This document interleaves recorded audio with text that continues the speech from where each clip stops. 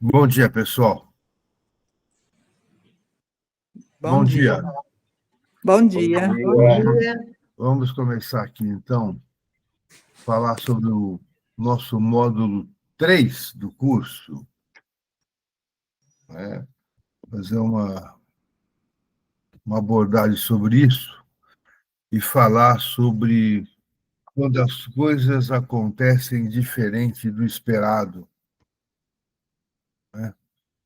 Porque todo pai, toda mãe, quando imagina que os filhos não são criados a partir do nascimento, né?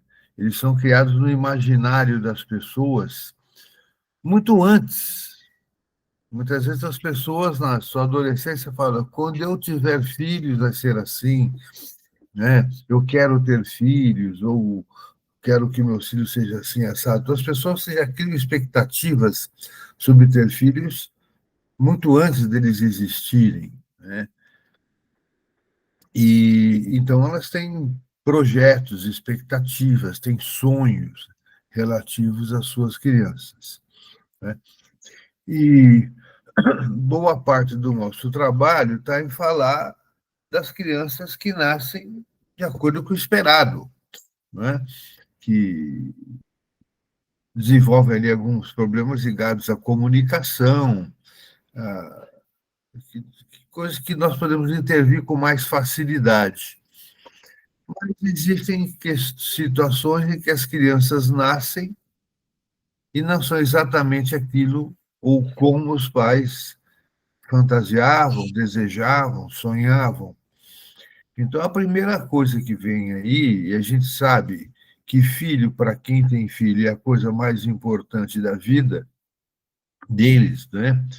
E sabemos que é a coisa mais difícil educar, e a coisa e a felicidade dos pais tem muito a ver com a felicidade dos filhos.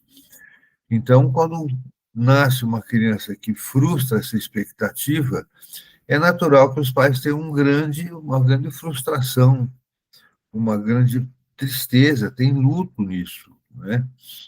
E, e aí o grau de exigência nessa situação é muito maior para esses pais. E nós precisamos, então, orientá-los, porque aí tem dois tipos de questões, né? A atuação dos pais pode piorar o problema ou pode minimizar o problema. E aí que entra a importância da relação, você estava falando antes do pediatra aí, não é? A relação com os pediatras, né? E aí também a importância do pré-natal, em que o casal deve, de alguma forma, acompanhar o desenvolvimento da gestação para que a mãe seja mais tranquila no momento do nascimento da criança. Você relatou, e a Fátima relatou um caso que foi falado no Congresso, que estava a mãe, o marido e a sogra, né, na consulta com o pediatra. Possivelmente aí já teria um grau de tensão muito grande que a sogra não tinha que estar lá, né? Possivelmente havia uma interferência. Essa mãe tinha que prestar conta para um filho que prestava conta para a mãe. Então, possivelmente, a gente já tinha ali um complicador no sistema familiar.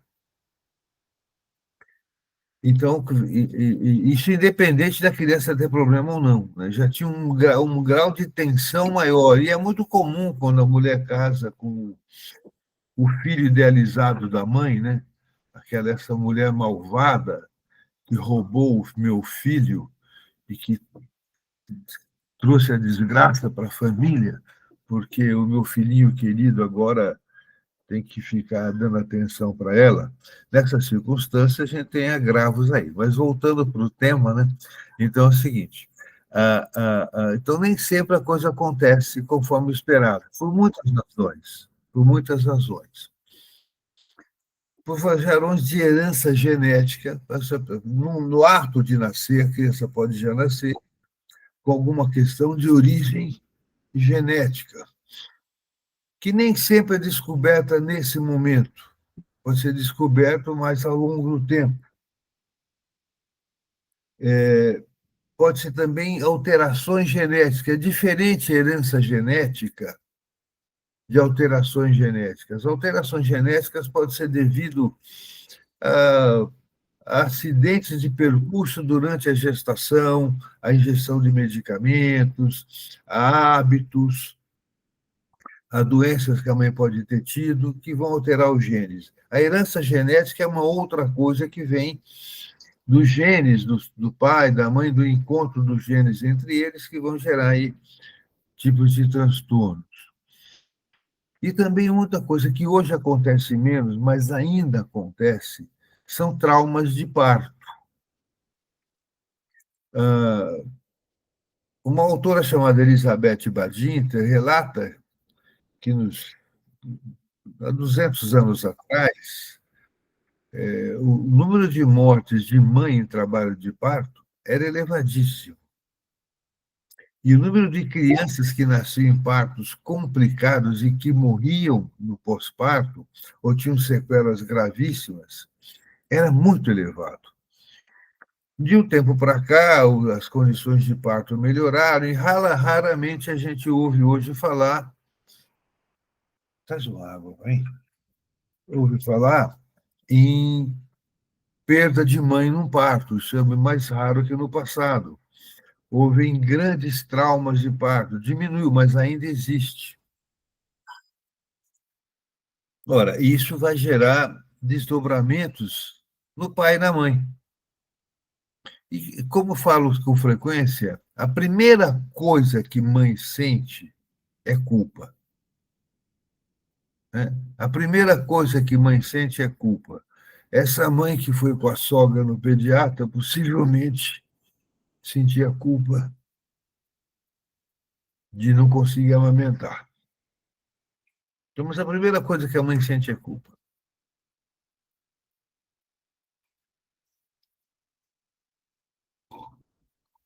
E então, a nossa orientação parental precisa passar primeiramente por tirar o sentimento de culpa, que nessas circunstâncias é muito maior do que nas crianças que nascem de acordo com o esperado.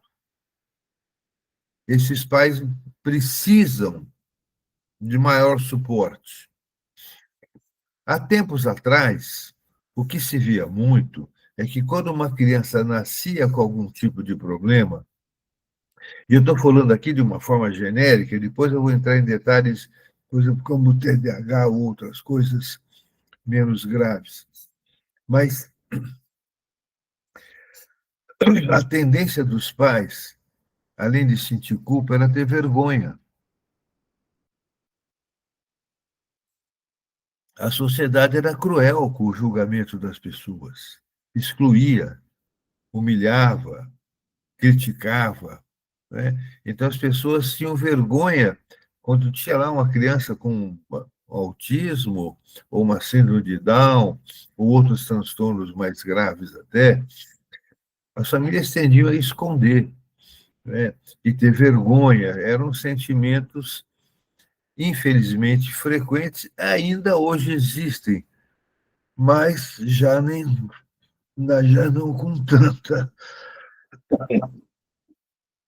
com tanta frequência e gravidade como no passado, que as pessoas puderam, no seu tempo recente, se encontrar, falar sobre assunto, criar grupos de apoio, né? Até grupos de apoio, buscando apoios, mudanças nas escolas, na política, etc., que são progressos dessa situação. Mas o fato em si é que um ponto muito importante é lidar com a frustração da expectativa dos pais. Alguns pais tentam negar e até supercompensam, dizendo: olha que maravilha que é meu filho com tal transtorno. Eles supercompensam. E que bom que eles conseguem compensar, né? Mas outros pais sofrem quando ouvem pais falando isso. Eu vi recentemente na internet uma senhora reclamando que um famoso homem da mídia estava engrandecendo o seu filho com transtorno autista, e ela falou: não é nada disso, o autismo me faz sofrer, né? Não é uma coisa para você glorificar. Ele me faz sofrer, e é uma verdade, faz sofrer. Algumas pessoas lidam de uma forma melhor, ok? Então, precisamos dar instrumentos para que essas pessoas lidem da melhor forma mesmo.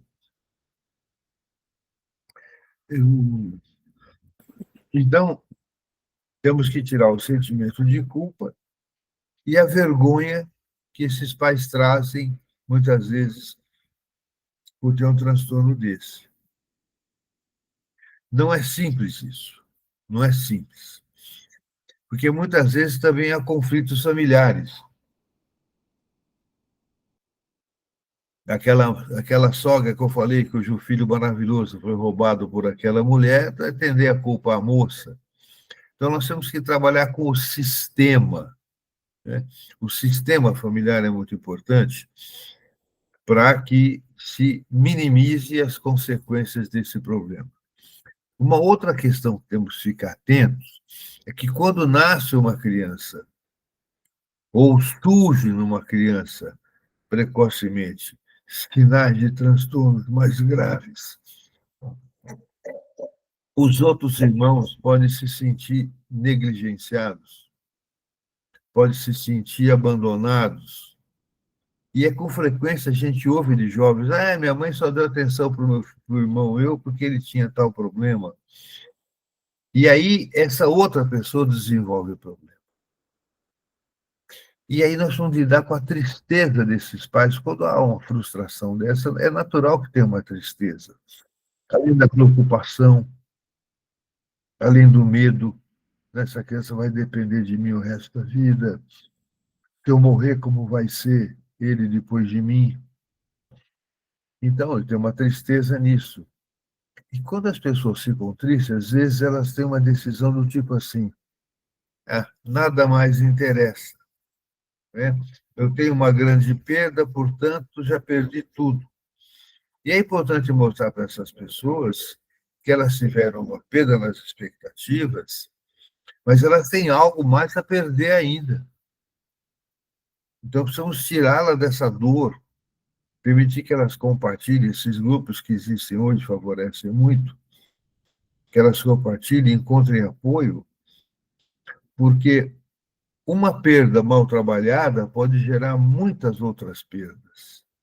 Então, precisamos ajudar essas pessoas a entender que houve uma perda, ela tem o direito a compartilhar a tristeza dela num grupo específico, ter apoio e arranjar energia para seguir cuidando das outras relações, que tem outros filhos envolvidos. Então, esse é um fato muito importante. Eu vejo que muitas pessoas, muitas vezes, negam esse sentimento. Tem uma fase que é mais ou menos natural em quase todo problema, que é a tendência a negar ou justificar. Temos que ter compreensão para isso. E, aos poucos, chegar às pessoas validando todas as dificuldades que ele enfrenta. Esse é um fator muito importante, então, que temos que olhar.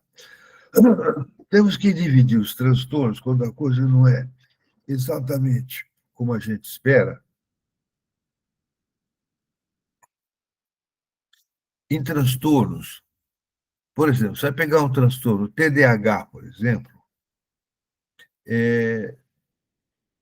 tem lá um componente genético importante, mas o TDAH em si não é uma doença que ela evolui com o tempo.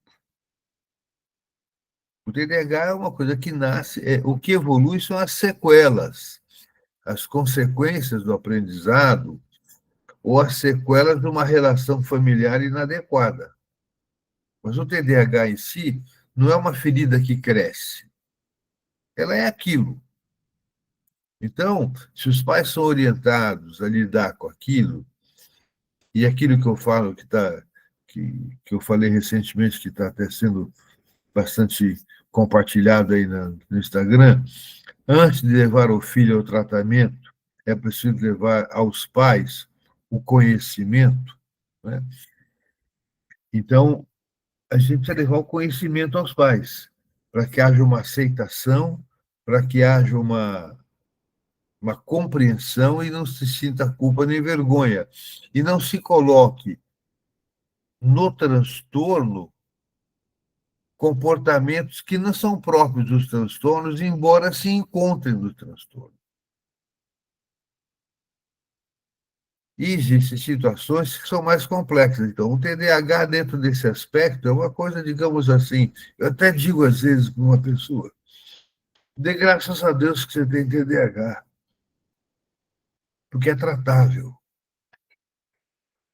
Existem milhões de pessoas com TDAH que se dão bem na vida. Né? Ainda mais se tratarem corretamente e a família tiver uma boa relação. Mas existem transtornos neuroatípicos, né? Mais complexos.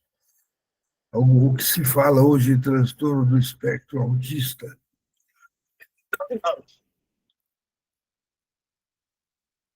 Eu, pessoalmente, não gosto do conceito de transtorno do espectro. Acho que o espectro, ele torna. Quando se fala em espectro, se fala em tudo que parece com aquilo, é considerado aquilo. Mas nem tudo que parece com aquilo é aquilo. Então, quando se cria o conceito de espectro, se joga lá um monte de coisas parecidas que não precisam ser obrigatoriamente o autismo em si. Eu entendo que isso traz até prejuízo nas pesquisas, porque se uma pessoa pesquisa o espectro é uma coisa muito ampla. Você imagina uma fotografia, né? Eu estou aqui aparecendo, tem o espectro meu aqui, da foto, do fundo.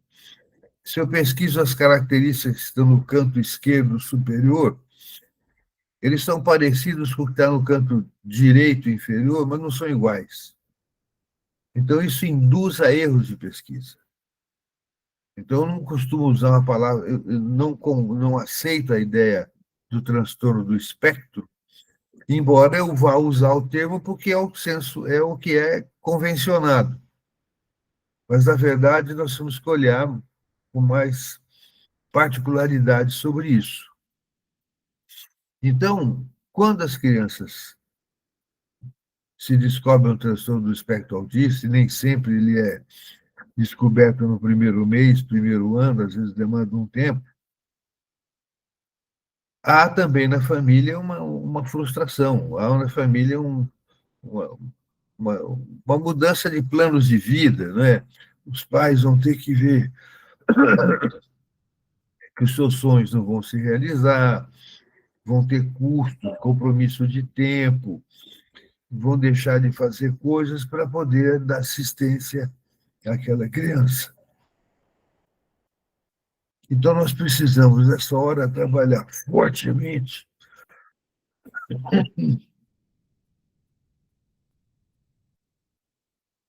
Estão trabalhando nessa hora fortemente para que se mantenha a família unida. E é muito interessante, existem casais que não sobrevivem como casamento em função de um problema de criança. Infelizmente, muitos pais saem de campo e largam para a mãe essa responsabilidade, infelizmente. E precisamos trabalhar tão fortemente como orientadores parentais para que esse pessoal possa se unir e evitando que aquele problema se transforme num problema maior. Isso é muito importante a gente entender. Muitas vezes, a sequela de um transtorno é mais grave que o próprio transtorno, porque a família lidou mal com aquilo. Quando a família lida melhor, temos um problema, ele é importante, mas ele não vai gerar determinados agravos, e muitas vezes as pessoas são levadas a tratamento mais pelos agravos do que pelo problema em si. Então, é muito importante isso. Por exemplo, no caso do transtorno autista, a pessoa vai ao neurologista, vai ao psiquiatra, que nós, infelizmente, não tratamos o autismo, né? Nós tratamos as complicações, né? Tratamos os comportamentos, mas o autismo em si, a gente tem pouco recurso ainda como psiquiatra e neurologista. Tem o pessoal que faz o ABA, etc., que sim, tem algum tipo de tratamento melhor que nós, médicos e psiquiatras, dessa situação. Mas o importante, então, é trabalhar a união familiar, evitando que o sentimento de culpa e a vergonha sejam um fator de agravo para essa situação toda. Existem também questões que são relativas à cultura, né? Em determinadas culturas, um problema se torna mais grave do que em outras.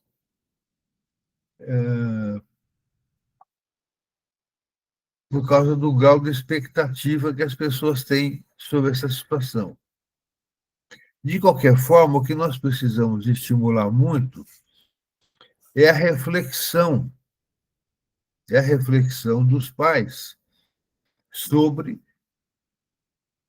a elaboração dessa perda, das suas expectativas e seus sonhos. É muito comum também a gente precisa ter um espaço que muitas vezes, por mais que você ame uma pessoa, tem horas que mãe fica cansada, fica contrariada, fica com raiva, tem fantasias de morte, de exclusão, quer se livrar da situação, livrar da pessoa. Isso é natural que se passe com as pessoas. E se a pessoa tem uma solidão nisso, não tem para quem falar sem ser julgada, isso se agrava, porque ela vai fazer sintomas ligados a essa repressão desse sentimento e ao sentimento de culpa desse sentimento. Então, é preciso que haja um espaço para que essa mãe, para que esse pai possam desabafar. Pô, tem horas que eu não aguento, tem horas que é muito difícil, eu estou deixando de fazer tudo que eu queria na minha vida para atender essa minha criança. Elas não têm um espaço para catarse, sem julgamento, porque elas não são más. A doença não é um castigo divino, né? E existem coisas das quais ninguém tem culpa. Quando tem uma herança genética, ou a mãe teve uma doença, ela não tem culpa, diz ninguém tem culpa. E nós temos a tendência sempre a eleger culpados. Então, precisamos dar o espaço, o direito da pessoa, ter um lugar que ela possa desabafar sem se sentir má, sem se sentir uma pessoa ruim, né? Sem se sentir merecedora de castigo. E esses grupos que se criam hoje, quando as pessoas elaboram a vergonha e a culpa e se permitem se agrupar, podem ser muito úteis, mas é fundamental que toda mãe e todo pai, principalmente a mãe, tenha um espaço, um direito de expressar a sua dor, a sua frustração em relação a toda essa questão. Existem alguns outros transtornos.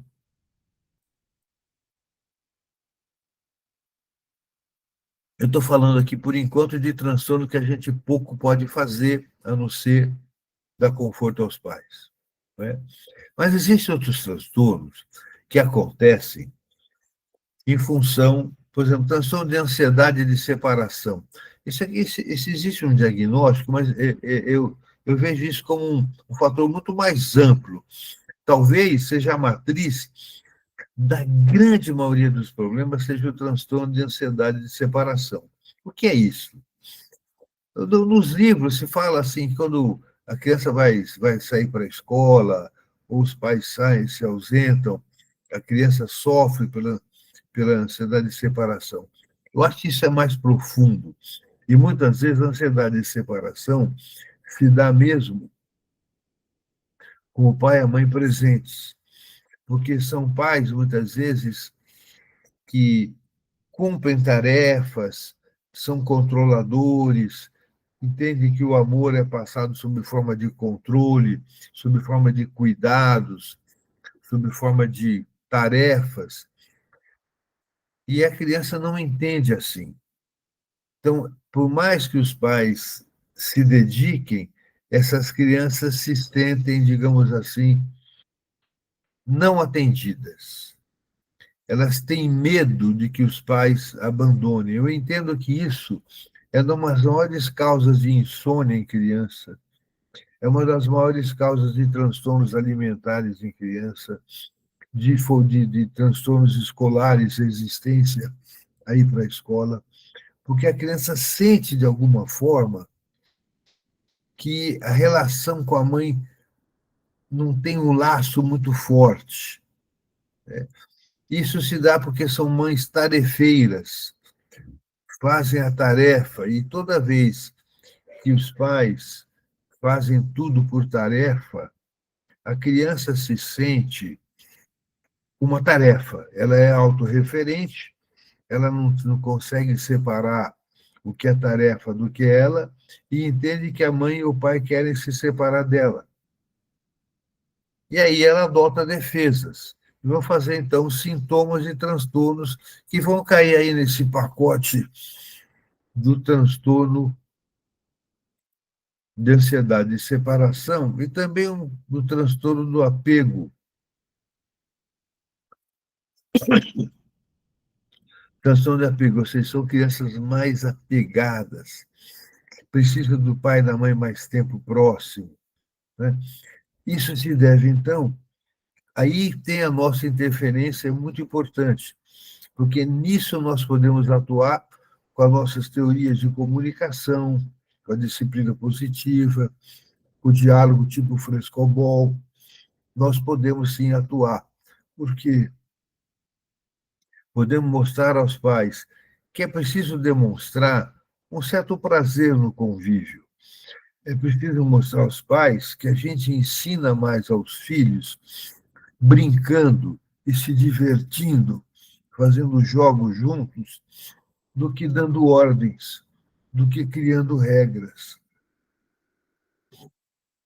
A brincadeira, o jogo, a diversão, ela é inclusiva, ela sacia a necessidade de reconhecimento e de pertencimento. Então, assim, a criança chega da escola, os pais perguntam, como foi? Né? Parece que estão cobrando, parece que não estão demonstrando interesse efetivo na forma de falar, na entonação de voz, na melodia da fala. Então, é importante que se ensine aos pais que demonstrar curiosidade é muito importante. Mas a curiosidade precisa ser feita de uma forma com pergunta curiosa, que às vezes a pergunta tem um teor de cobrança ao mesmo tempo. É muito sutil isso. A linguagem não verbal, a melodia da fala, ela faz toda a diferença, porque ela induz um tipo de resposta. Então, os pais precisam perceber como é que eles buscam o diálogo, como eles dão o saque no frescobol para que a criança responda. Né? Então, se eu demonstro interesse com curiosidade, quando a criança percebe que ela desperta curiosidade, ela sente que ela tem valor, tem importância. Quando eu faço de uma forma que parece cobrança, é uma outra questão. Mas os pais muitas vezes não percebem isso. Precisam ser treinados a mudança na forma de dar o saque, né? Na forma de jogar a bolinha para a criança responder. Então, isso faz toda a diferença na ruptura do transtorno de ansiedade de separação e transtorno do apego reativo, que são dois diagnósticos que se encontram aí nos manuais, que, na verdade, eu digo, eu prefiro não trabalhar com esses diagnósticos, né? Assim, Eu preciso trabalhar com a qualidade da relação mesmo, da comunicação. Porque, às vezes, o diagnóstico, se os pais não são orientados, serve mais como um instrumento de afastamento do que um instrumento de aproximação. Então, como a pergunta é feita, como o estímulo é feito, faz toda a diferença. E aqui, então, assim, as coisas não acontecem exatamente como eram esperadas, porque, nesse caso aqui, os pais não sabiam como lidar. A primeira parte que eu falei é porque as coisas acontecem por questões que os pais não têm controle, genética, transtornos, etc. E outras questões são onde os pais têm como atuar, e nós, principalmente, temos muito como atuar. E é interessante que a gente.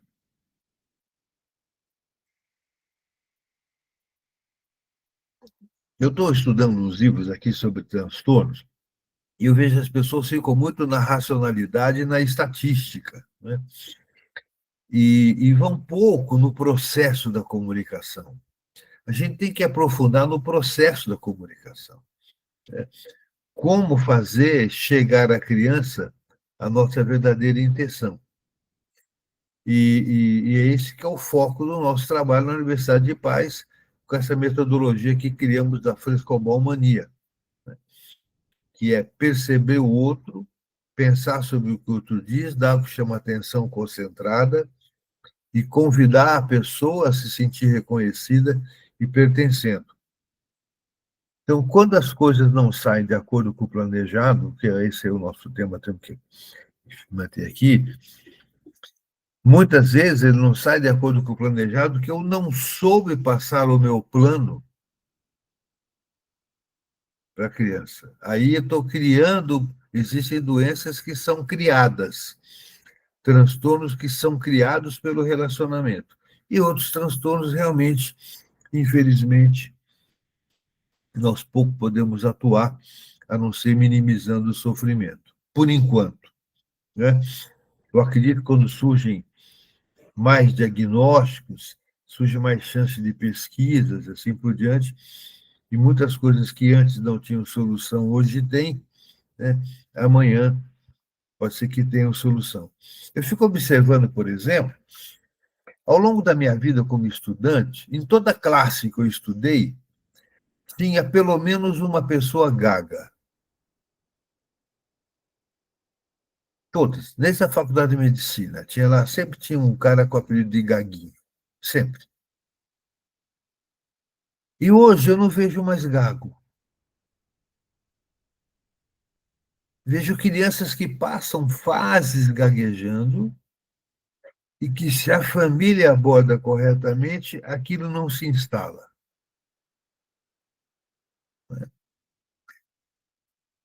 Teve uma época que falava que aquilo tinha um aspecto genético. Mas como é genético, se ele mudou com o tempo, se não se encontra mais? É porque a relação pais-filhos mudou. Eu lembro também na minha infância que grande parte das crianças tinha enurese noturna. Na minha família de 4, 2. Na minha família, eu e meus irmãos, né? E quase todas as famílias tinham lá enurese noturna. Hoje se vê pouca enurese noturna. Por que será? É porque a relação pais-filhos mudou. Ah, uma imaturidade da bexiga, é isso e aquilo, um monte de teorias mecânicas. Não, a relação pais-filhos mudou, né? Então, uma série de transtornos que existiam antes não existem mais. Ou existem raramente, ou existem aqueles que são obrigatoriamente de origem genética, de origem estrutural. Mas a grande maioria mudou. O que será? Claro que surgem outros transtornos. Hoje, o transtorno do espectro autista é muito mais frequente do que era no passado. criou-se critérios diagnósticos, criou-se esse conceito de espectro, que eu não concordo, mas eu não sou ninguém perto de todos os especialistas que falam sobre isso, mas mudaram as coisas, porque também mudou a relação pais-filhos. Se antes ela era opressiva, autoritária, até agressiva, hoje ela é permissiva, negligente, embora com muita atenção, mas ela é negligente na essência, ela é ambivalente, é confusa. Então, essas mudanças têm que ser consideradas. E no nosso curso aqui, eu vou explicando lá no último módulo, e vou dar o pulo do gato, a solução mais importante para tudo que tem na relação pais-filhos. Mas não vou falar hoje. Tem uma coisa que é fundamental, que é simples, que faz toda a diferença. É uma coisa que faz criança adorar seus avós, obedecerem seus avós e às vezes não obedecem seus pais. Mas isso fica para a próxima. Ok, pessoal? Falei muito já hoje.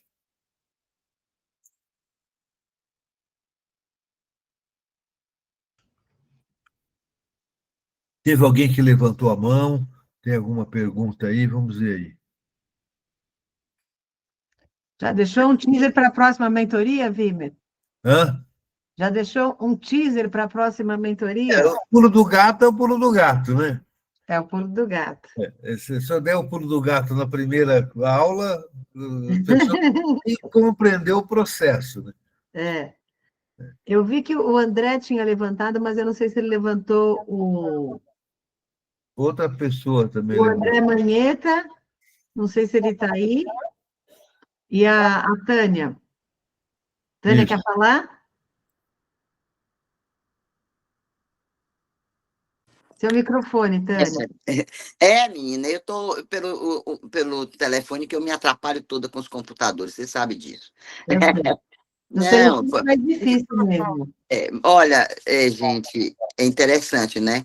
Que a minha vida toda aí fazendo pré-natal, vendo as expectativas dos pais, o Vim me abordou perfeitamente essa expectativa, a história de vir, a mãe, a sogra, todo mundo junto para as consultas de pré-natal, porque realmente a família fica grávida, né?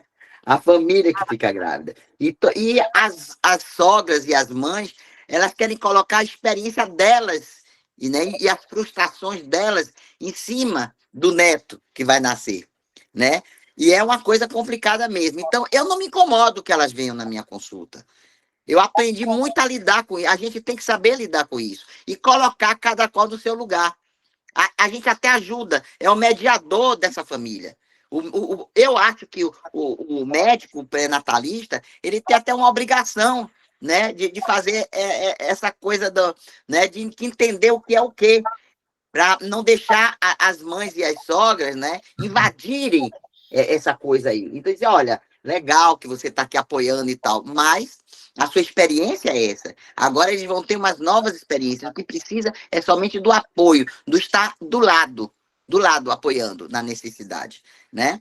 Então, isso eu tive várias, né, situações dessa aí e que para mim mesmo, né? A minha mãe, que era ela que queria amamentar meu filho, era ela que queria amamentar meu filho, e eu não conseguia amamentar.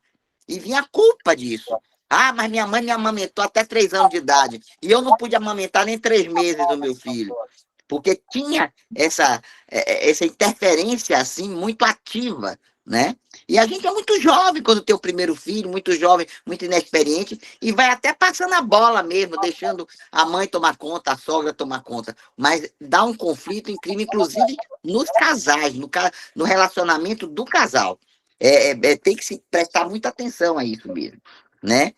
E a expectativa também de como esse bebê é esperado, né?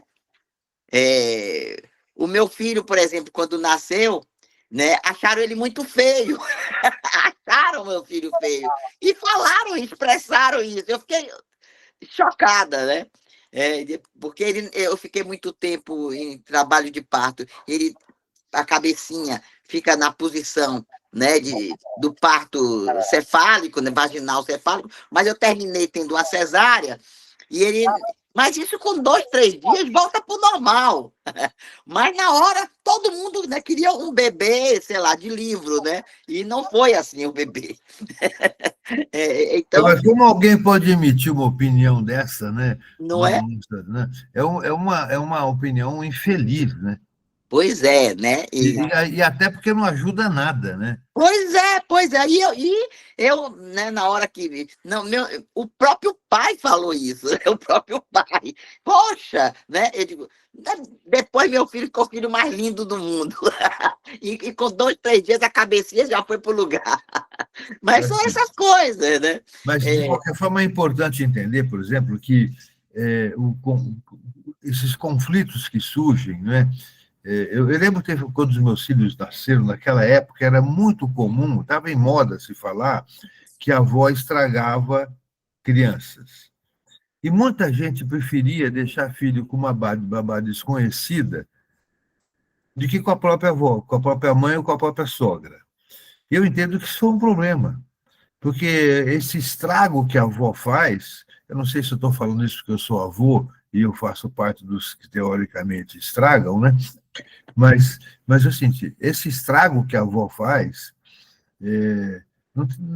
era um conceito errado de gente rígida que queria criar filhos perfeitos, né? Então, hoje já se sabe que, inclusive, assim, quando o pulo do gato que eu tenho, que eu falei sobre isso, na relação pais-filhos, foi da minha observação da relação de crianças com os seus avós, né? Porque os avós têm muito pouco a oferecer, e o que eles oferecem vale muito. Então, mas passamos uma fase em que todas essas pessoas que têm hoje por volta de entre 40 e 50 anos, teve uma visão equivocada de que avós estragavam crianças, né? E hoje se sabe que não é mais isso, né? Pelo A gente contrário. até brinca, né? Aí digo, vó, pai e mãe educa, a avó corrompe os netos. E isso é gostoso, entendeu? Meu filho não quer que a menina coma bala nem doce. Digo, mas na casa da avó pode. Entendeu? Sorvete, ela vai direto lá no freezer pegar o sorvete na casa da avó. Sabe? E pronto. E não vai. Nós vamos seguir aqui, pessoal. Vamos seguir que tem mais outros comentários aqui. Tá bom. Vamos lá.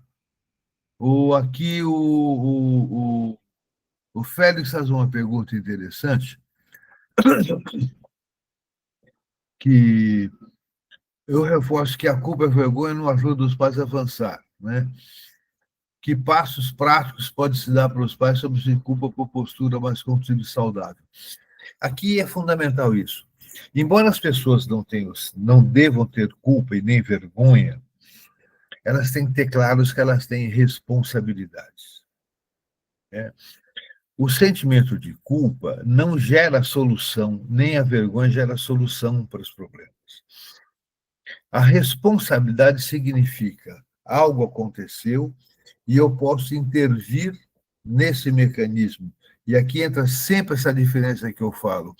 A gente, como terapeutas, como médicos, como profissionais de saúde, nós devemos estar muito mais preocupados em identificar mecanismos que se repetem e geram problemas, respostas sempre iguais, do que eleger culpados. Então, quando se orienta a família para entender o mecanismo, por exemplo, como que o tipo de comunicação, o tipo de comportamento de uma pessoa gera um momento crítico na família. Como que esses pais podem, identificando esse mecanismo, mudar o tipo de fala e o tipo de atitude? Que muitas vezes, quando você muda uma fala, uma atitude, você muda todo o enredo daquele contato e muda o enredo da vida das pessoas. Eu costumo dizer que o médico pediatra ele é um grande corroteirista da vida das pessoas. Ele pode atuar orientando, e eu digo o pediatra específico, por quê? Porque o pediatra, ele é o médico mais ouvido pela família. Se o pediatra chama um pai lá para dar orientação, o pai pode ir contrariado, mas vai. Então, o pediatra é um corroteirista, como o orientador parental, que é uma atividade nova, não é? Então, a gente pode intervir na forma deles abordarem e entender que é preciso compartilhar responsabilidades ao invés de eleger culpa. Quando alguém... Você imagina que nós temos como se fosse um bolo, para comer um bolo, a família tem um bolo para comer. A pessoa que sente culpa come mais da metade do bolo. E quando você trabalha com a responsabilidade, cada um come o seu pedaço. Então, todos têm responsabilidade, inclusive a criança. Inclusive a criança que tem um transtorno, ela tem condições de assumir relativas responsabilidades de acordo com a sua capacidade, mas ela tem. Claro, existem transtornos que não, a criança é absolutamente limitada, mas em outra boa parte delas, essas crianças têm. No TDAH, por exemplo, a criança tem condições de assumir responsabilidades. As pessoas associam muitas vezes a inconsequência, a irresponsabilidade ao TDAH. Isso é uma associação indevida. O TDAH é da hiperatividade e transtorno de atenção, correto. Mas nós conhecemos um monte de pessoas que são portadores de TDAH, que não foram superprotegidos, mas foram aceitos e validados, que se desenvolvem perfeitamente bem na vida. Então, o TDAH não é um fator, entenda bem, o TDAH bem abordado não é um fator de limitação na vida das pessoas. Mal abordado ou não abordado, ele é um sério problema. Então é isso, trocar responsabilidade, vergonha e culpa por responsabilidade. Aqui, a Raquel. Quer que eu leia aqui, Vimer? Lê você que eu pouco minha voz um pouquinho. A Raquel está comentando aqui que ela tem 2 filhos com TDAH e foi à custa de muito estudo de espaços como esse que aprendeu a conversar, entender com os filhos que hoje já são jovens adultos, mas ainda continua aprendendo a dialogar com esse cérebro que apenas tem uma rota diferente. Muito obrigada, doutor Vimer, por sempre abordar esse transtorno. Sua fala nos acalma, nos orienta e nossos filhos ganham muito. Que bom, Raquel. Raquel quer dar uma palavrinha? Não sei se pode falar. Então, Raquel, interessante isso, né? Porque, como digo, o TDAH, a pessoa tem dificuldade na escuta, tem dificuldade na concentração. Agora, quando ela toma o medicamento corretamente, e aqui entra a importância da orientação parental, porque existem casais que um é favorável ao remédio e outro é contra. O pai fala assim, eu tenho TDAH e estou aqui na vida, deu certo. Para que tratar? Então, quando o casal tem um conflito em relação ao transtorno e ao tratamento, o medicamento que seria uma solução vira mais um problema. E a gente tem que orientar o que é os pais? Mostrar, esclarecer as dúvidas, dar o direito de contestarem, de duvidarem, né? E aos poucos ir consolidando o tratamento. E a pessoa toma um medicamento, ela fica com mais capacidade de ouvir, ela fica com mais capacidade de se concentrar, isso muda tudo e aí favorece até o diálogo tipo frescobol, que antes era impossível. Agora, é importante entender, se tem 2 crianças com TDAH ou tem uma, possivelmente mais alguém tem na família, ou o pai ou a mãe ou ambos. E às vezes não, com frequência, é necessário que se trate esse adulto que tem TDAH. E outras vezes, você tratando só o adulto que tem TDAH, a criança não precisa se tratar, porque ela não tem o TDAH original. Isso é importante entender. Existe o TDAH, e isso é muito importante. ele é uma manifestação em comportamento. Nós não temos um raio-x, um exame de sangue, que mostra o TDAH. Ele tem um comportamento. E existem comportamentos que são aprendidos pelo convívio. São aprendidos pelo convívio.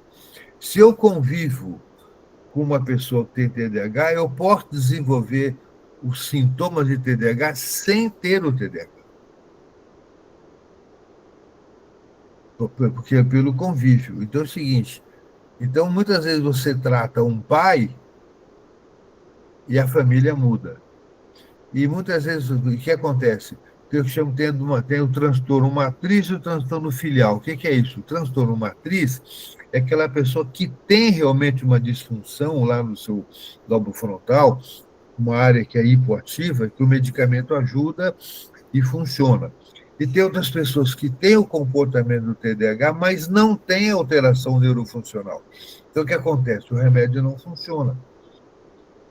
Isso leva a interpretações equivocadas do tipo, meu filho tomou remédio e não adiantou, portanto, o remédio não funciona. Claro, ele não tinha. Né? Aí outras pessoas assim, meu filho tomou remédio e mudou, perfeito, vamos dar remédio para todo mundo. Não é assim, é preciso ter um diagnóstico preciso. Então, muitas vezes, a pessoa tem sintomas de TDAH, mas não tem o TDAH. Eu mesmo, nas minhas palestras, a Ana já viu, eu faço um tipo de diálogo que mais de metade da plateia começa a achar que tem TDAH em menos de 3 minutos. Porque eu falo de uma forma prolixa. Então, é importante a gente entender isso. Agora, quando a família tem uma harmonia, entende, dá o medicamento, etc., a tendência é os sintomas desaparecerem ou ficarem bem administráveis. O que não podemos é usar o diagnóstico, porque isso é muito importante, pessoal. Diagnóstico psiquiátrico não pode servir nem para acusação, que muita gente fala, você é um TDAH, você é isso, aquilo. Não pode servir para acusação e nem para justificativa de comportamentos que a pessoa não quer mudar. Eu vejo, infelizmente, hoje, o transtorno do espectro autista com justiça, criou muitos benefícios das pessoas portadoras e suas famílias, mas tem muita gente hoje com transtorno de caráter se dizendo autista, tendo falsos benefícios e, pior, prejudicando os autistas.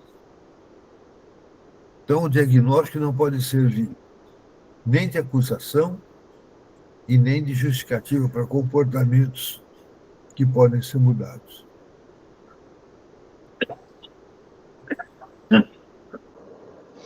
Oi, doutor Virme, posso falar um pouquinho? Pode, claro. É a Raquel Wimmer. Sou eu. Eu estou no carro, então talvez esteja meio ruim aí a imagem.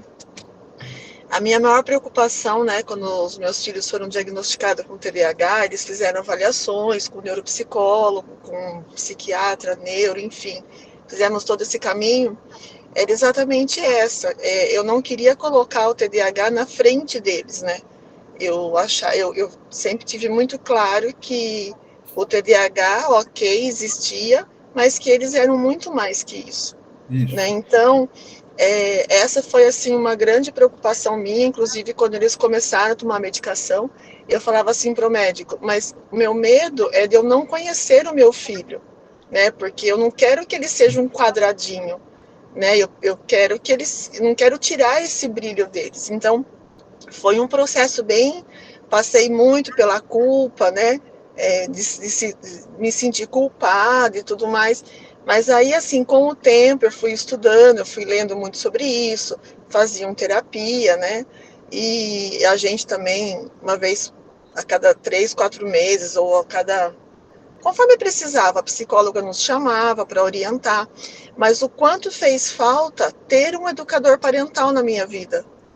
Porque, assim, no dia a dia mesmo, né? Que nem o senhor sempre falou num outro encontro. Antigamente via-se que o remédio era o primordial.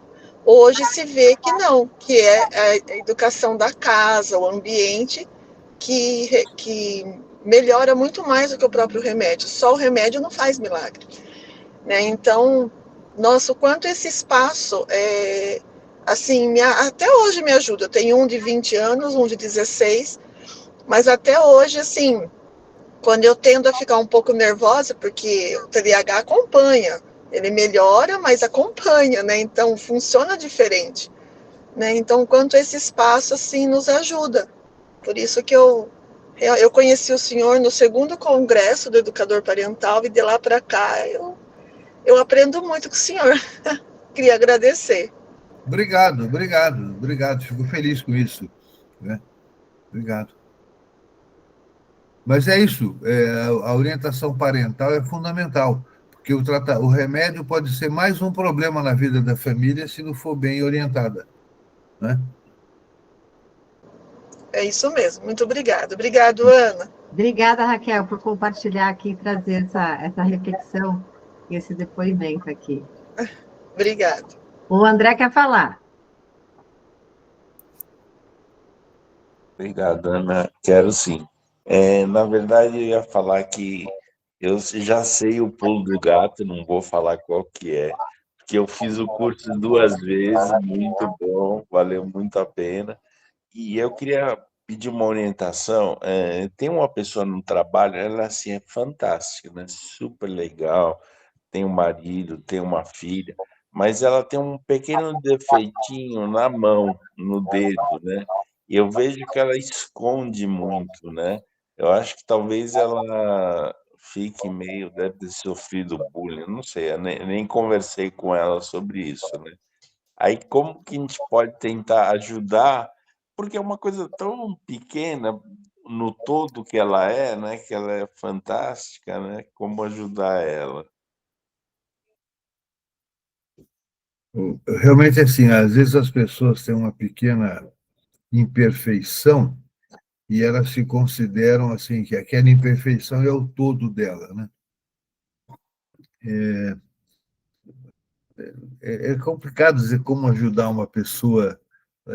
Você demonstrar aceitação para ela não dá importância para isso, né? Dá importância para tudo que ela tem, então validá-la pelo que ela faz. Né? É isso. Mas realmente, às vezes a pessoa ela tem uma verruga, né? Ela acha que ela é a verruga, né? E ela é muito mais que isso. Eu, eu, eu Ao longo da minha adolescência, eu sofri um bocado, porque eu sou vesgo, né? E então a gente, às vezes, o vesgo, na adolescência, as pessoas têm um certo distrato, coisa assim, né? Mas, felizmente, tem outras qualidades, né? Então, infelizmente, não sofri tanto. Sofria só quando ia paquerar a menininha, né? Porque se eu olhava para uma, a outra que atendia, mas,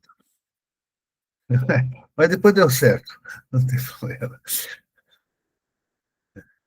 Mas é até interessante como o André trazer isso, né, Vimer? Porque essa relação, esse suporte, vai além da família, né? E muitas vezes quem está no entorno, que pode ser familiares ou amigos, como apoiar também, né, André? Tem uma coisa importante, o seguinte, que a gente chama de deslocamento, né? Então, a pessoa passa a atribuir tudo que dá errado na vida dela ao dedo, né? Ou aquela característica. Às vezes, uma moça acha que ela tem peito pequeno, tem peito grande, e ela, né? Ou nariz maior, nariz menor, ou tem um acne, e acha que tudo que dá errado na vida dela é por causa daquilo. Então, ela desloca. A gente precisa, num processo terapêutico, mostrar para a pessoa que não é isso, né? Tem outras características que podem, inclusive as defesas e as vergonhas, que podem estar levando a esse problema, né? Não é aquilo em si, mas é como ela julga aquilo. Então, a gente tem que trabalhar num processo de mostrar para ela que ela é muito mais do que aquilo. Como a Raquel falou agora há pouco, uma pessoa não é um TDAH, é uma pessoa que tem um TDAH, né? Ou a pessoa, ela é um bipolar. Não, ela tem uma bipolaridade. Ela não é uma depressão, ela tem uma depressão. A pessoa é maior que o seu problema. A pessoa é maior que o seu defeito, né, que a sua imperfeição. Validar ela eu valido direto, né? Porque ela é uma pessoa muito agradável de lidar, tal. Então eu valido ela direto. Bom, é que isso aí. Que bom, André. Obrigada por trazer esse compartilhamento também. Bom, pessoal, acho que a gente vai acabando aqui essa nossa mentoria de hoje. O que, Vimer? Não, parar por aqui, está ótimo. Isso. E estou colocando aqui a carinha para ver todo mundo. Quem puder abrir a tela aí. E eu vou falar uma coisa, que a gente tem um novo podcast que entrou no ar essa semana, que a gente fala sobre o RH, ou seja, a gente está falando que o futuro do RH são as empresas family friendly e que cuidam da saúde mental. Então, essa nossa conversa com a executiva de RH da Volkswagen, a Edna Belink, que é uma profissional muito experiente. Então, ela traz, e como mãe também, ela traz toda essa visão da importância do cuidar da família. Então, ela até exemplifica um fator que eles fizeram uma pesquisa dos fatores que levam ao possível burnout ou absenteísmo nas empresas. E ela pontua 3 fatores: problemas reais da empresa, desafios financeiros e problemas com a família, só que não nessa ordem. Então, na verdade, as principais causas são problemas na família, problemas financeiros e problemas reais da empresa. Então, acho que é uma informação aí bastante interessante para a gente olhar aqui como profissionais, como educadores, como pais, e para quem está no ambiente das empresas. E nós, na Universidade de Pais, o Félix está coordenando essa nossa linha, a gente está trabalhando com esse movimento de promover as empresas family friendly. Ou seja, então a gente faz esse trabalho junto à empresa para entender os recursos que a empresa já tem e o que as empresas podem trazer como facilidade que ajude os funcionários a terem uma relação melhor com as empresas. Então, a gente está já nesse trabalho junto com a Volkswagen, a gente já fez lá toda uma jornada bastante bacana da comunicação Frescobol e estamos expandindo agora para a empresa Family Friendly.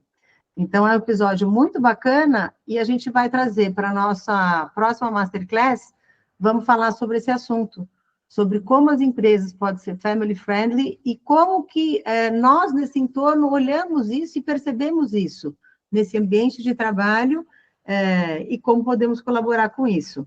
Então, eu até compartilhar aqui, vou aproveitar que todo mundo aqui abriu um pouquinho a câmera, eu vou fazer uma foto. Olha lá, quem puder abrir a câmera aí.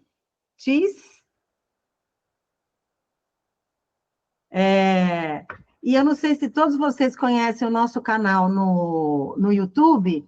A gente tem o nosso podcast, ele fica no YouTube e fica também nos outros canais de podcast, que é no Spotify, na Apple, no Deezer. Então, tem todos esses outros canais. Tem muita gente que tem o costume de assistir no próprio YouTube. Eu estou tentando compartilhar aqui. Vocês estão vendo aqui? Então, aqui é a nossa aba do YouTube. Então, quando entra aqui, é só você digitar lá Universidade de Pais. Aqui ele mostra alguns episódios mais acessados. E depois aqui ele mostra o mais recente, que é esse que eu estou falando, que é o da Edna. Então, eu vou compartilhar nos nossos grupos, já tinha compartilhado, não sei se alguém aqui já chegou a começar a assistir esse episódio. Ele está carregando na tela aqui, acho que eu estou com... A Dani aqui está... eu vi, Dani, que você comentou lá no nosso vídeo. E quando vocês puderem também assistir... de culturas diferentes. Também esse conteúdo com outras pessoas, é muito bom que a gente possa levar esse conteúdo, acho que é tão valioso também para outras empresas. tá? E até para conhecer aqui que nosso YouTube, ou seja, além de ter o podcast, a gente também tem aulas com a Masterclass com especialistas, outras aulas que nós já fizemos, e tem também acesso ao Cine Debates. Então, quando entra aqui, ó, tem podcasts. Ana, você está apresentando, porque não está aparecendo não na tela. Não está aparecendo? Eu estou. Não. Que Não. estranho. Para Pra mim aqui mim, sim. apareceu. Hã? O que, Pra mim Félix? aparece Sim. também. Talvez no Para mim celular não também, eu aparece. estou vendo. Ah, então talvez é no isso. celular, Fátima. No celular Ah, não tá. aparece. Talvez é isso. Aham. Então, aqui, quando você entra, eu falo porque não é todo mundo que tem o costume de navegar no YouTube, né? E eu diria que o YouTube é a nossa nova TV. Então, além de ter muito conteúdo valioso, e é uma coisa muito fácil de você assistir sob demanda, né? A hora que você está disponível, que você tem um tempinho, como entrar. Mas se você tiver uma dúvida, Fátima, depois você me fala, eu posso te mostrar aí também.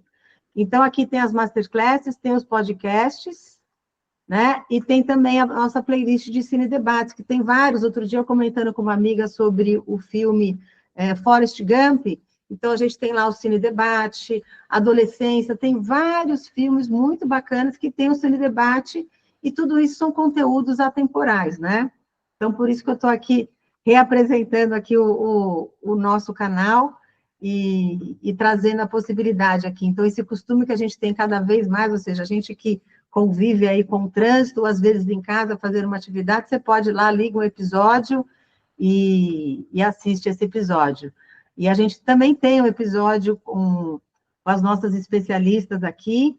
Então, por exemplo, é só você entrar aqui na aba de podcast e dali, aqui você vai achar todos os episódios.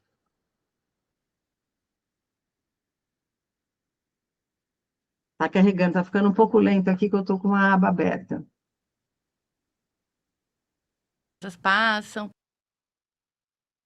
Então, aqui à direita, ele vai mostrando todos os episódios que a gente tem, né? Tem com a Sheili Aleph, com a Lúcia Barros, que teve no Congresso também, a empresárias, a Beth Rodrigues, Vanessa Cavalieri, aqui com a Sueli, com a Tânia, com a Daniela Santos, tem com o Pediatra, Escola Germinária, Olivia Anquier. Então, ou seja, tem muito conteúdo bacana, tá bom? É isso. E esse momento de hoje, ele fica onde, Ana? Porque nós já tivemos mais 2, né? Ele fica lá no curso de paz ou ele fica aqui? Não, aí ele fica na nossa plataforma, que daí é com acesso restrito, Fátima. Esse aqui é uma parte do nosso conteúdo que é público. Tá bom. Né? A aula de hoje, a gente chama convidados para assistir no dia e depois ela vai para a nossa plataforma e fica com acesso restrito para quem é do Clube Unipaz, que você é. Mas se você tiver uma dificuldade para acessar, a gente pode fazer uma ligação e acesso com você. Lá pelo nosso site, entra lá no login, e daí você entra no Clube Unipaz e tem todas essas nossas masterclasses que a gente tem feito. Tá ótimo. Tá bom? Certinho.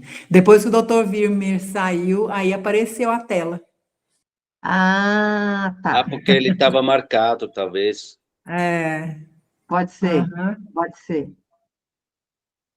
Mas então é isso, gente. Então, se puder, convido vocês então a assistir o episódio, que realmente está muito bacana, compartilhar aí com o pessoal de empresas, porque é necessário, na verdade, tem números que comprovam que quanto mais a gente consegue levar esse apoio para os funcionários, para as famílias, o retorno, além de ser humano, o retorno financeiro também já é comprovado. Então, faz toda a diferença. Então, é isso, gente.